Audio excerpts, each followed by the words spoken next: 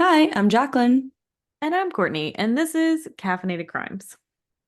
Welcome back after that three-parter. Hopefully you guys Yeah, got all the way through it. Also have that was what a I think is lot. our first like back-to-back multi-parters. I don't think we've I ever done think this it is. before. Yeah, I think So, usually we try to break these up a little bit more, but yeah, it's just how the cookie crumbles, you know? exactly. It just ended up, I don't It's know, what my it is. brain just turned It off. is what it is. Obviously, our brains have not recovered from the three-parter, and here we are diving into a two-parter. So, Exactly. You would think, oh, we had a week off from recording, editing, all that stuff, but like, the week before we recorded and edited three episodes in one yeah. week. So, Yeah. I don't think the week off really did much. And like you said, now we're No. back with our two-parter and we're just gonna keep trucking along. So, Yeah, but we have something very, very interesting to talk about today. yes, apparently, according to And Courtney. Jacqueline knows nothing about it, which I didn't know about it until maybe a month and a half ago, until my mom told me Hmm. about it. But they're Okay. calling it the South Knoxville Soup Gate. Yes. Soup Gate is what it's being called. So basically, for months, and I mean months, like this started back in like March, Okay. maybe March, someone on Pickens Gap Road is throwing out black bags onto the road. And then people run over them, and it's this like people don't know if it's vomit or soup or like a grease What? trap. It apparently smells terrible. Oh my God. There has been 50 bags since What? March, or maybe What? almost 50. This Let is me show you a insane. picture. Please do. I can also add you to the Facebook group if you want. There's a Facebook There's a group. Facebook group. Okay, so my original theory was that this was a teenager who just like threw something out, and then Hmm. people got so mad about it on Facebook that they just kept doing it. Um, So Let me crazy. see. Oh So my you can see gosh. like this is like a busted open one. Uh-huh. You can't see the liquid. Hold on. Can you like see? Yeah. But they're not throwing it like on the side of the road. They're throwing it like in In the the middle? road, in the middle of the road. So That's that so people like hit crazy. it and it busts and it like Yeah. stains the road. It stinks. It's a Ew. mess. So there's been this whole thing because people are like, what is it? Yeah. Why? Like what is happening? And what So is the like purpose? so And like and people there's have all not these even theories. there's not even like any businesses, I mean, other than the church, but there's not even Yeah. like any businesses that could be like, Yeah, I because don't some people are know. like, maybe it's a restaurant, and it's like, but why would you throw it in the dumpster? And people are like, maybe it's a Yeah. food truck, or maybe it's a grease truck. Like and some people were like, maybe it's vomit. And I'm like, if that person's vomiting that much, I think they need to go to a doctor. Right. There might be an issue. But They're probably not alive anymore. yeah, so even last podcast on the left, the podcast has talked about this on their Really? podcast and like a segment kind of thing they do. Oh my gosh. Um, but there's been this one guy lately who's like spear like leading the Uh-huh. vigilante justice of this all. Hmm. And he was posting updates in the Facebook group about being like, we know who it is. We know what's happening. We're going to have updates. The police said I can't talk about it. And I'm like, what do you mean the police say you can't talk about it? Right. But the latest update, which I guess I need to look at the group and see if he did it, he found an unopened bag and picked it up and is going to go open it and see what it Oh. is. Oh. Yes. Do we have any Um, live updates here? doesn't look like he's opened it yet. Okay. What if it's him? And so That is he's just exactly what I said. I said, I bet it's this man. I bet it's him. But like, Do we know this it's man? crazy. No, I don't. Okay. I mean, I know his name, but it doesn't ring any bells with me. Okay, gotcha. But like people have set up like cameras, like deer hunting cameras, everything trying to catch who's doing this This is so wild. and Oh why. my And just on gosh. this one road, Please no do other add me road. to this Facebook group because Okay, let me do it right now. I need to know what's happening. I need the Yeah. updates. We will keep you all updated because I know you have to be just itching to know like we are. Yeah. Yeah, like my boss found out about it and now he's like, I need to know. I just need to know. Let me see. They posted an update about how many And since there have March, been. like, It's been months. That's wild. Yeah, more than 40 bags Wow. have been dumped of this mysterious liquid. Like you can see that picture. Like you see how it Yeah. like stains the road. And they're throwing them like in the middle of the road, That's so not weird. like on the side of the road. Yeah. Like it's a purposeful thing, but what That's is why it I feel and like it why? is somebody doing it on purpose because people are getting Yeah. upset. Because I'm like, wouldn't you, if you're the person throwing these out and you see all this Facebook group trying to hunt you down, that you're gonna be like, and who puts Whoops. liquid in a plastic bag Yeah. Like, is and it put it in your in, car? but okay. Are there any other containers in the plastic bag or is just a trash bag full of liquid? It's usually just a trash bag full of liquid. The only other thing it might be is like a clear plastic like grocery bag inside of it, like What in the bags. world? Yeah. Because I'm just wondering, like, oh, is it like in like a bucket, but then like you run over it and like the bucket, but you would see Yeah. like the fragments of the bucket if that were Yeah, happening. it's just like bags. That's crazy. It's so weird. It's so weird. I don't even care who it is. I just want to know why Yeah. or what it is. What is it? We just want the What if it's a details. serial killer? And what if that's human remains? That'd be fucked up. I mean, that would be. But That's yeah, not South Knoxville creepy to think Soupgate, about or anything. guys, it's insane. Wow. And it is tormenting these people on this road. I But can imagine. I can imagine. yeah, Ashton Well, says she sees them frequently. that's so weird. Well, we will keep you guys updated on that situation. Yeah, that's we just had to talk about that. I mean, if last podcast on left can talk about it, we can talk about it. Exactly. In our own Um, backyard over here. I know. Crazy.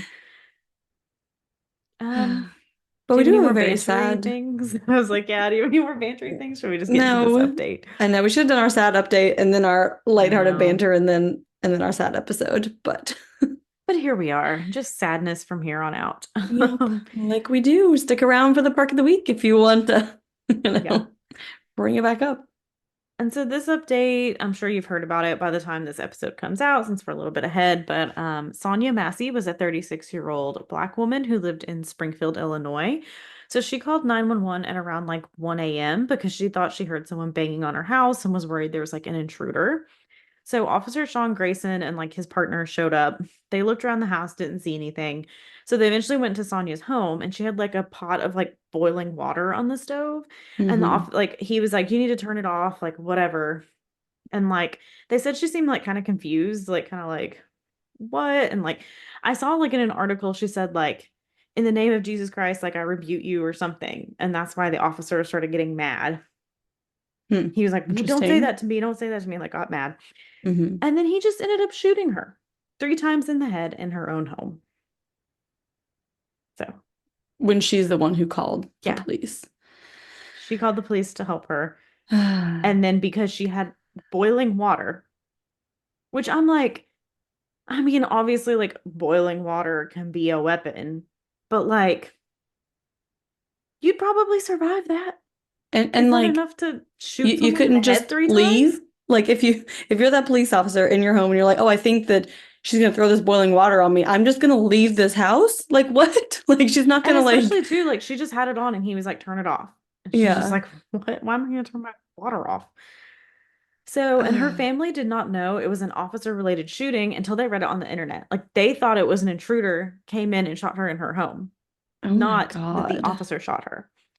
And it's since come Jesus. out that Grayson had been discharged from the military for serious misconduct, has a history of DUIs, and was told by a previous law enforcement agency that he worked for that he needed high stress decision making classes. And yet this man was an active police officer. Yeah. Responding to things at 1 a.m., which obviously, like, nothing good happens in the middle of the night. Like, Hmm. middle of the night 911 calls are like usually the serious shit. So, Yeah. like, this man who clearly has all these issues is the one you're going to be like, you might be in high stress decision making options a Yeah. lot. Oh yeah, we'll put you here. Yeah. So, and I do think I did see this Springfield like sheriff came out and like apologized publicly being like this was terrible, but I'm like in her own home. Like, how many Black people have to be shot in their own home for you take this seriously? Like, Hmm. And it's not that it like makes a difference, but someone who called you all for help. Like this yeah, isn't even like, I thought she was the intruder. I like again, not that that makes a difference because no, like just get trained better. But like she's the one that reached out to you all because she thought someone was in her home. Like how does that turn into this situation? yeah, it just escalated so quickly, so unnecessarily. And like they were saying, like she was calm before he said, like, turn like Yeah, the oven off, turn the water off. Like, God, it's just, terrible. yeah, absolutely horrible and just sad and Hmm. insane that this is still happening Yeah, and that people like this are still being hired. exactly. Like, hmm, you're Hmm. discharged from the military for serious misconduct. How do you then get a law enforcement job? And you have multiple DUIs and you have a Yep. law enforcement job. And you were Okay. told at your previous law enforcement job you needed high stress decision making classes. And then you were just Yeah. hired to the next one. Like, Great. Just move him right along. Yeah. yeah. Disgusting. Yeah, I guess we'll see if any charges come from that. We know how that tends to go. So, The only thing I'll say is I feel like I can't be for sure. Feel like the narrative is a little bit different on this one from news mhm. sources, but I only think that is because of this specific officer's background and like Mhm. issues Yeah, true. where if it was maybe an officer who didn't have this, they would be covering Yeah. it up more, but I think he should be prosecuted to the fullest extent, but I think they're being like, "Oh, it's just him. Bad apple." Yeah, Not a exactly. scapegoat, but it's like it's just him. It's not everybody. I don't know what you're talking about. He was just bad one. I don't know how it happened. Like, In this case, they can be like, oh, well, clearly there was a reason that, mhm. this one specific person versus, oh, we put people in these positions of power with Yeah. inappropriate training and It like inappropriate reminds background me checks, apparently. of what's that kid's name that went to that protest and just like shot people? Kyle Rittenhouse. Kyle Rittenhouse. Yes. How like the victims, they were like, "Oh, well, this one victim had this in his past." And it's like he Who, didn't yeah. know that. Like it's like, I don't know. Obviously this Hmm. officer is like whatever, but I think he's part of a Hmm. bigger problem and it's not an individual thing. But Yeah. yeah. And still has not been addressed after how many decades? Like it just Yep. keeps happening. How But many more people have to die? exactly. Well, I guess on that Well, note, we will get into not gonna get better more from sad here. stories. Yeah. Um, as we mentioned at the beginning of the episode, this will be a two-parter. So if you like to listen to both parts at once, just giving you your warning.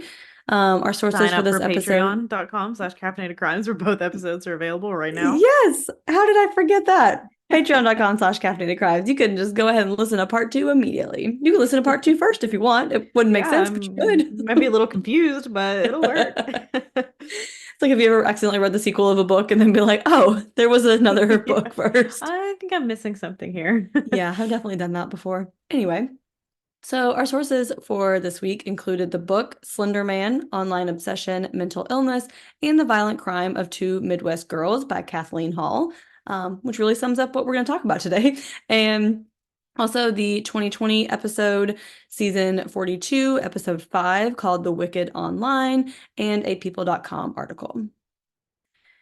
On May 31st, 2014, 12-year-old Payton Bella Leutner was stabbed 19 times by her friends and classmates Anissa Weier and Morgan Geyser, who were also both 12 years old at the time.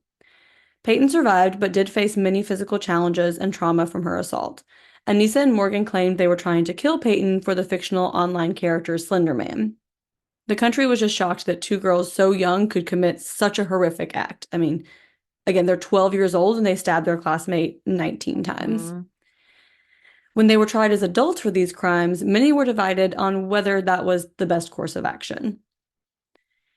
So Peyton Isabella Leutner was born to parents Joe and Stacy Leutner. She went by the nickname Bella starting in kindergarten. She has since started going by Peyton, so we're going to refer to her as Peyton for the rest of the episode, but did want to acknowledge that she went by Bella at the time of this crime, so sometimes you'll see both names online. Peyton had brown hair, blue eyes, and loved the color purple. Teachers described her as a goody-goody who would always do the right thing. And her classmate Morgan was drawn to Peyton because she would draw pictures of kittens. In 2011, they were both 9 years old when they started sitting together on the stairs at recess. Morgan was often playing tag with her imaginary friends, and the other kids thought Morgan was weird, but Peyton cared more about being kind than what the other kids thought, so she would play along with Morgan and also pretend to see her imaginary friends, instead of being like, oh, you're kind of weird playing with your imaginary friends, she's like, oh, I'll join you and your imaginary friends and we'll play together. I also feel like, is it not common to have imaginary friends I as a know, kid? right? I Yeah. had an imaginary dog named Crystal.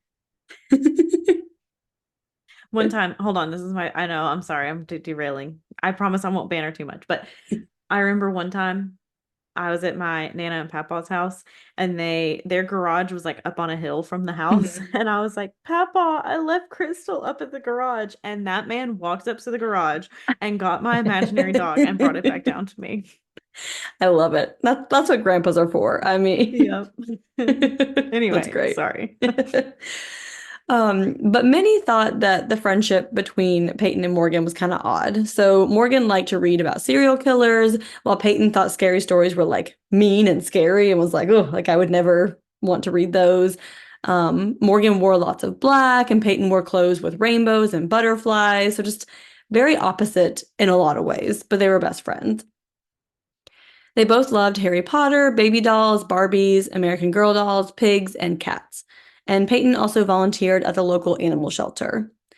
Peyton would also kind of take care of Morgan and encourage her not to misbehave. So when she was doing something she shouldn't be doing, Peyton would kind of guide her in the right direction.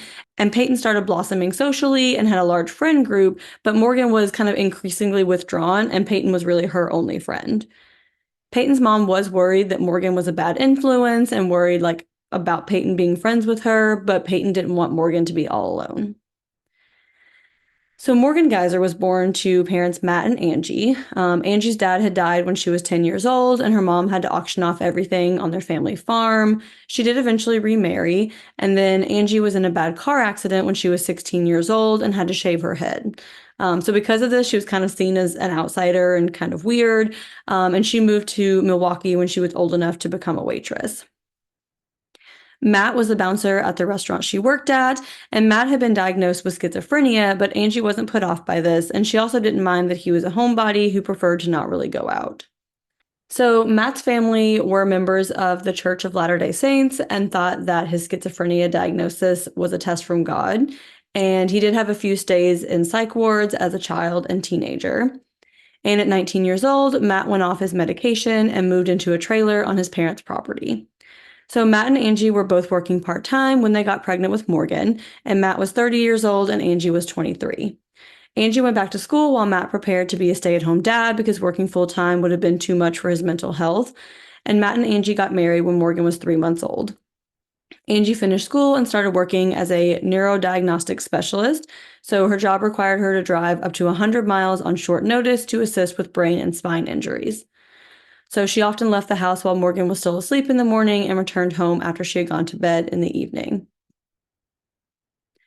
Matt's father owned some real estate, and Matt worked part-time as a janitor in one of his office buildings. Matt did try to die by suicide when Morgan was 2 years old and spent 2 weeks in a coma in the ICU. And Morgan was just 3 years old when she started hearing voices and seeing colors melting down the walls. She often heard a voice named Maggie, who was her friend and was kind to her, and she would also see a towering shadow figure in the corner of her room. And Morgan remembers that the hallucinations seemed to get much worse when she was about 8 years old, and she had a hard time making friends because she preferred to talk to the voices in her head, and she also had trouble paying attention in class because of all these voices. She did spend a lot of time alone, but her parents didn't see this as a problem, and they liked that Morgan was so independent. However, children who have one parent with schizophrenia are 40 times more likely to develop schizophrenia than children whose parents do not have schizophrenia. And it really seemed that Morgan's parents kind of ignored signs that she was also developing this mental illness. And as Morgan got older, she started to get lonely and wanted more friends. I mean, this was 2014, so I'm kind of surprised that like no one at the school was like, "Do we think Yeah, and this?" we'll get into this. I don't remember if it's this Um, episode or part two, but we'll get into some things that happened at the school that yeah, nothing further.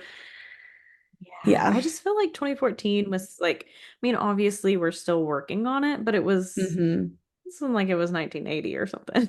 And like my thing, and not to start putting blame on her parents already, but it's like you also knew what signs to look out for. Like you were very Hmm. familiar with this illness, and I'm sure you probably knew bringing a child into this world. Again, not to say like that you shouldn't or anything like that, but you probably were aware that there was a good chance that your child could have this mental illness as well.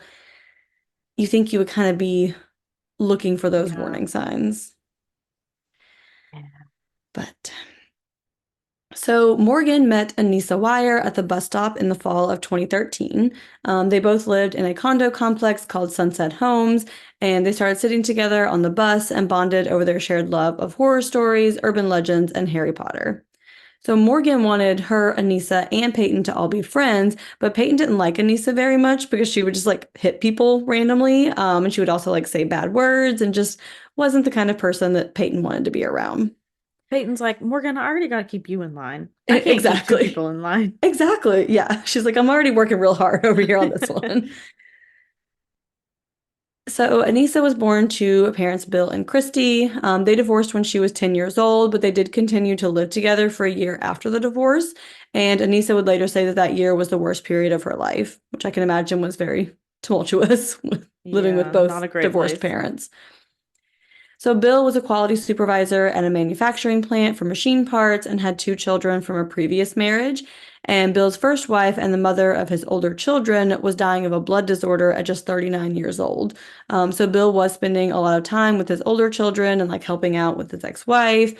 And Anissa was just kind of the good kid who didn't need as much attention as the others. So she was kind of ignored during this period of her life while her older half siblings were going through something so traumatic. Anissa was a rule stickler and just desperately needed attention and connection with someone. She just needed to be accepted by others. And the year her parents got divorced, Anissa quit Girl Scouts and stopped participating in extracurricular activities. Instead, she started spending more time online, playing Minecraft, and watching others playing on YouTube. And one day she stumbled upon an ad for creepypasta. So if you're not familiar with creepypasta, it's like a creative writing website for like short stories. Many of the stories feature like the same characters. They kind of build upon, each other's stories. Amateur writers just kind of create their own stories using these same characters and just a place to kind of create written like fiction and stuff. Hmm. And one of these commonly written about characters was named Slenderman. So he was described as an internet fantasy character with special powers and capabilities to communicate and travel for the purpose of torture and murder. Slenderman appeared male with extremely long and slender arms and legs. He was also said to have 4 to 8 foot long black tentacles that could protrude and contract at will. He wore an all black suit like Men in Black. And when his arms are outstretched, he's said to have put his victims in a hypnotized state. So Anissa was able to access creepypasta on her school iPad despite parental controls that were supposed to block inappropriate content. Um, and when her parents' divorce was finalized in 2013, she would spend the first 3 days of the week at her dad's, then 2 days at her mom's, then back to her dad's for the weekend. So she's doing a lot of moving back and forth, like keeping up with her Hmm. overnight bag, her schoolwork, her textbooks, like where is all of my stuff? Just a very A chaotic lot, time. yeah. So in the fall, she switched schools and started at Horning Middle School, where Morgan and Peyton were students. Other than Morgan, Anissa didn't really make any friends and sat at home alone, reading creepypasta stories and listening to techno music. Anissa did start bullying Peyton, and while Morgan didn't like jump in, she was also very passive and didn't really stop Anissa. Morgan and Anissa would often email late at night, and in one email, Morgan mentioned some girls they didn't like, and Anissa responded, "Kill them all with fire and brimstone and knives." Which is a very strong response at 12 years old to not liking someone. Yeah. So Anissa introduced Morgan to creepypasta, and when Morgan learned about Slender Man, she thought it sounded like the dark, shadowy figure that she had been seeing in the corner of her room since she was a young child. So she didn't tell Anissa about seeing him or like hearing voices, but learning about Slender Man made her feel less alone, and she really wanted Slender Man to be real to the other people writing the stories because that would mean that she wasn't crazy and other people had seen him too. So she kind of really fixated on this because she's like, oh, other Mm-hmm. people know who this creature is. Like, I'm not crazy. Nothing's wrong with Yeah, me. like you guys thought I was weird, but I'm just seeing things like you Exactly. can't see. Yeah. So Morgan and Anissa would discuss creepypasta stories and write their own. They started like drawing all these versions of Slender Man. And Matt and Angie knew about Morgan's fascination with Slender Man, but they saw it as an extension of her creativity, and they didn't realize that she thought Slender Man was real. They're just like, oh, there's this character that she like Mm-hmm. has this fascination with. Didn't realize that she thought it was a real being. Yeah. So Morgan tried to introduce Peyton to creepypasta, and so far Peyton had like played along when Morgan talked about her imaginary friends, but she really thought the creepypasta stories and Morgan's fascination with them were scarier than Morgan's other behaviors. And so she's like, I don't really want to be involved in this. Um, and Peyton thought that they had like been playing a game before, but she now realized that it wasn't a game to Morgan and that she really saw and heard these imaginary friends. So she's like, "Oh, I'm like playing along with your imaginary friend, thinking that you also think it's an imaginary friend." And now she's like, "Oh, but you think they're real." And I didn't realize that. Yeah. Mm-hmm. So Morgan asked Peyton if she really saw them too, and Peyton admitted that she did not, and now Morgan felt betrayed. Peyton did ask Morgan to not send her any more creepypasta stories or pictures of Slender Man because they were really scary. And then Morgan went home and just bombarded Peyton's email over and over with pictures of Slender Man. It reminds me of that time when we covered Ed Gein and we were like, please don't send pictures of the Hmm. nipple belt. And then people sent pictures of the nipple belt. Yeah, exactly. So Morgan told Anissa about seeing and hearing voices and that she really saw Slender Man. And Anissa wasn't like put off by this. She was very excited.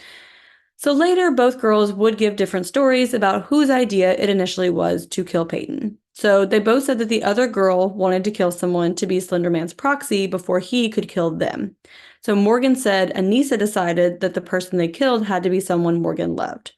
So both girls decided it had to be Peyton and started planning her murder around Christmas of 2013. Anissa later said she thought killing Peyton would be like a video game, that she would hit her once and she'd just disappear with no blood, and she decided Morgan should stab Peyton in the neck at a sleepover after she fell asleep because she read online that it was easier to kill someone if they were asleep. So after the murder, they planned on finding Slenderman in his Slenderman mansion in the Nicollet National Forest in northern Wisconsin and living with him and other creepypasta characters. So according to Google Maps, it would take 100 hours of walking with no breaks to reach the Nicollet National Forest. So they're just going to walk there. Mm-hmm. So while they were planning her murder, Morgan continued hanging out with Peyton. And Peyton's mom was getting concerned about Morgan's behavior. And before this happened, one night at a sleepover at Peyton's house, the two made a Molotov cocktail in a basement closet, and it did set the closet on fire. The girls were able to stop the flames, and then they tried to cover up the smell of smoke with hand sanitizer. But like Peyton's mom came down the next morning and was like, something happened in here. Yeah. A lot of different Which is smells, which is crazy to me because as a grown woman, I don't know how to make a right? Molotov cocktail. So I'm like, and I mean, I guess they have the internet, but I'm like, what y'all doing? We looked up different things as kids. Right. But I also feel like we have like enough fear to not try it, but at 12 you're like, yeah, sure, I'll give this a That's shot. true. You're like, what's the worst that could happen? Because you're Yeah, 12 and you don't think anything bad can happen. exactly. So in January, Morgan checked out books about crime and punishment and crime scenes from the library, and she also took a rubber mallet to school and said it was in case she needed to protect herself from Slenderman. She was suspended one day after another student told a teacher they'd seen the mallet, and Morgan told the teacher she needed the mallet for self-defense. So while she was waiting for Matt to come pick her up, the secretary heard Morgan talking to herself and told Matt about it when he arrived. When Matt asked her about it, Morgan told Matt that she wasn't talking to herself, but that she heard voices and was responding to them.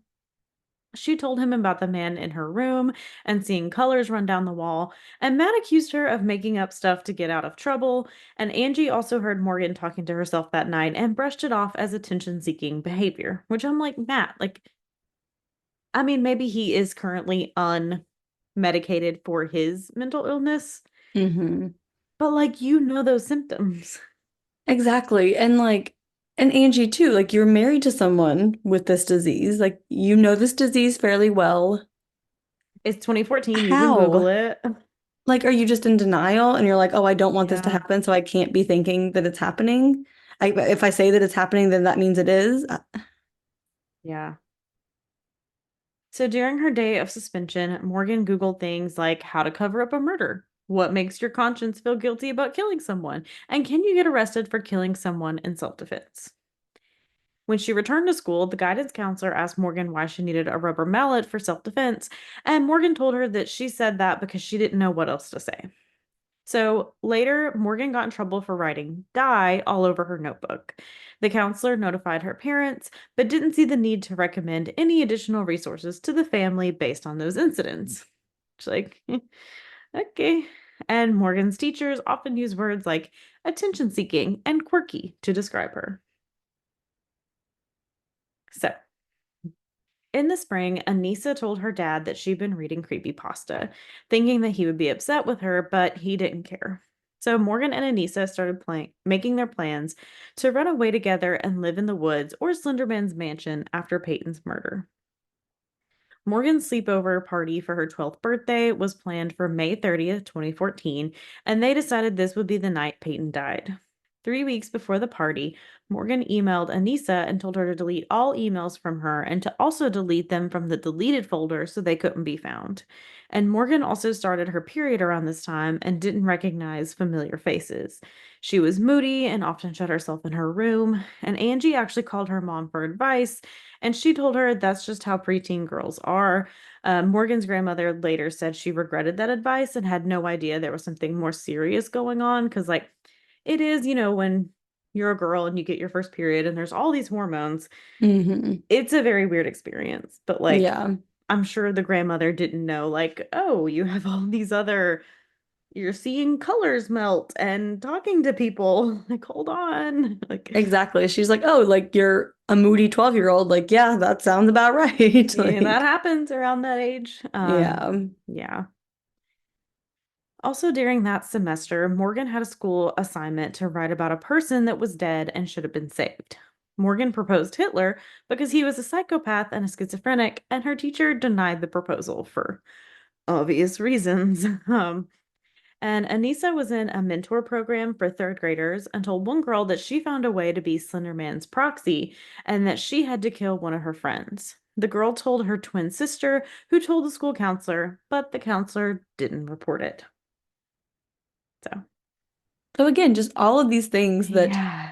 you feel like someone, and I get it's easy in hindsight to be like, oh, like look at everything that led up to it versus like if nothing had ever happened, these things would be minor Hmm. incidents that no one ever thought of again. But it's like, but you never know. So that's why you kind of have to Yeah. And take it's those so steps hard just too in to be case. like, is it a kid just saying something they heard somewhere? Is it like there's so many things you're just like, what actually is it? Yeah. So on the morning of May 30th, Anissa hugged her dad goodbye and told him she loved him. He thought it was unusual because she didn't usually show affection toward him like that. And that day after school, Morgan and Anissa went to Anissa's house. She took a family photo to remember her family by, since she planned on living in Slenderman's mansion forever. She left her cell phone at home with a goodbye note to her parents written on the Notes app. The girls then went to Morgan's house, and in her room, they packed a bag with Anissa's photo, maxi pads, cough drops, matches, granola bars, reusable water bottles, and Morgan's photo albums. I hope they also brought filters for those reusable water bottles because you're hiking to a forest. The water might not always be clean. Yeah, I guess they're just gonna collect some rainwater or something. Yeah, something. And Matt made the girls an afternoon snack. Does that sound weird? It felt weird coming out of my mouth. I think you said sack. What is wrong with me? I promise I read over these notes. I don't know what my brain Did is that doing. sound weird? It felt weird coming out of my Oh, mouth. I might leave that for today. Okay, Matt made the girls an afternoon snack. Oh, Lord. I mean, it could be like a sack snack, It could like a be sack lunch. marshmallow. Oh, boy. At her house, Peyton packed her overnight bag, and her mom said she would be a little late driving to Morgan's house because someone was coming over to fix their counter. So when Peyton called Morgan to tell her she would be late, Morgan said, "Why does your mom think she controls the plans of our party?" Which, if a 12-year-old said that to me, I'd be like, Right? "Excuse?" Just like the disrespect right Yeah. there. So Peyton repeated this to her mom, who was a little shaken and started to wonder if she should allow Peyton to go to Morgan's house because that's some has to make you think as a parent, like, should my kid be hanging out with this kid? Right? Yeah, definitely. So Morgan said her dad would pick Peyton up, and Peyton's mom agreed. So Peyton dressed in a yellow tank top and matching yellow shorts, and she packed her clothes for the next day, including blue and white slide-on sandals. So that night, Matt took the three girls to Skateland, and then they went home and opened presents. Anissa gave Morgan a Star Trek mug, and Peyton gave her a stuffed banana, a Nerf gun, and gummy bear print duct tape. This excited Anissa because she had decided they should duct tape Peyton's mouth before stabbing her, but had forgotten to bring duct tape, so she decided they would use the duct tape Peyton had given Morgan for her birthday, which is like diabolical. That's so mean. And also, like, I just feel like her presents highlight exactly how young she is. Like, oh, I got you Mm-hmm. like a stuffed banana, a Nerf gun, and this cute gummy bear print duct tape. And it's like Yeah. this sweet, innocent, like childhood. And then Yeah. Anissa's thought is like, oh, great, I forgot the duct tape. Perfect. We can use that one to Yeah. tie you up before I murder you. Like at 12 years Insane. old. Yeah. So the three girls played The Sims that night, and Peyton decided to go to bed when Morgan and Anissa decided to set fire to Peyton's house with a bunch of cats inside. So even in The Sims, they're doing some crazy shit. Yeah. However, after a while, Peyton decided she didn't want to be alone in the bedroom, so she took her tablet downstairs with Morgan and Anissa. So when Morgan decided it was time for bed, they went back upstairs and played on their own tablets and ate cheese puffs. Anissa told Morgan that she was too tired to kill anyone right then, so Morgan set an alarm on her Kindle for 2 a.m. and told Anissa she would wake her up. So Morgan couldn't sleep and eventually decided to turn off the alarm and not wake up Anissa because she wanted to give Peyton one more warning. Morgan decided to wake Anissa at 5:30 a.m., and Anissa was initially angry and wanted to go ahead and kill Peyton then while she slept, but then they decided to go downstairs to do some online quizzes. Which again, I feel like this shows how young they are, where you're like, should we kill her now? Let's go play online. Let's go play Yeah. video. And it's like, why? Why, why, Just why, why, the why? brain process to like get to this point. Yeah. So Peyton woke up and found them together on the computer. And Anissa told her one of the questions on the quiz was, what would you do if someone were to come up to you and stab you? And Peyton was like, I'd probably scream. Normal response. So Angie made the girls homemade donuts and strawberries for breakfast, and they played dress up and also played with Silly Putty. Then Morgan and Anissa decided they would kill Peyton that day at the park. At 9:30 a.m., Morgan took a knife from the kitchen with a 6-inch blade, and the three girls walked to nearby David's Park. It was 75 degrees outside, but Morgan and Anissa both dressed in heavy coats in case they would need them on their trip to Slenderman's mansion. Which has got to be, it wouldn't, I feel like if I saw my kid walking out of the house in a heavy coat, 75-degree day, I'd be like, what Yeah. is going on? What are you doing? Yeah. They also brought their bag of supplies with them, and Peyton asked Morgan why she brought such a big bag with her, and she said she had snacks in case they got hungry. Anissa told Morgan they should kill Peyton in the bathroom because there would be a drain for the blood. But earlier we mentioned that after the attack, she said she thought killing someone would be like a video game and they would disappear with no blood. Just a little So, contradiction a there. bit. She said they should prop Peyton's body on the toilet, lock the stall door, and then crawl out under so that it would be a while before someone found her. When they got to the park, they played on the playground, and then Morgan told Peyton she wanted to show her some vandalism in a toilet bowl. So Peyton followed Morgan into the bathroom.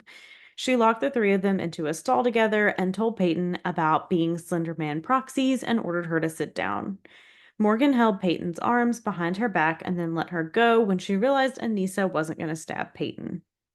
Morgan said she needed to talk to Anissa alone in the next stall, and they passed the knife back and forth, and Morgan eventually put it in their bag. So they went back in Peyton's stall, and Anissa told her to shut her eyes and go to sleep. But Peyton said she wasn't tired because you're like, it's the middle of the day. What do Like you it's mean? 9 a.m. Like, what do you I'm in a mean? public toilet. Like, Yeah. what? So Morgan started pacing and singing. So Anissa started singing too. Morgan asked Anissa if she could knock Peyton out instead, and Anissa said she was scared. And eventually, Anissa tried to punch Peyton in the head, but it was more like a push. So when Peyton asked her what that was all about, Anissa said she was bored and needed something to do, which I guess she had this history of hitting people. So Peyton's like, well, Yeah. guess that tracks. Was like a You thing know, that she did. she's known to randomly hit, punch other kids, like all of that. So Peyton said she was going to leave, so Morgan told her to go play, and she did. And Morgan said the bathroom would echo too much and they should go for a walk.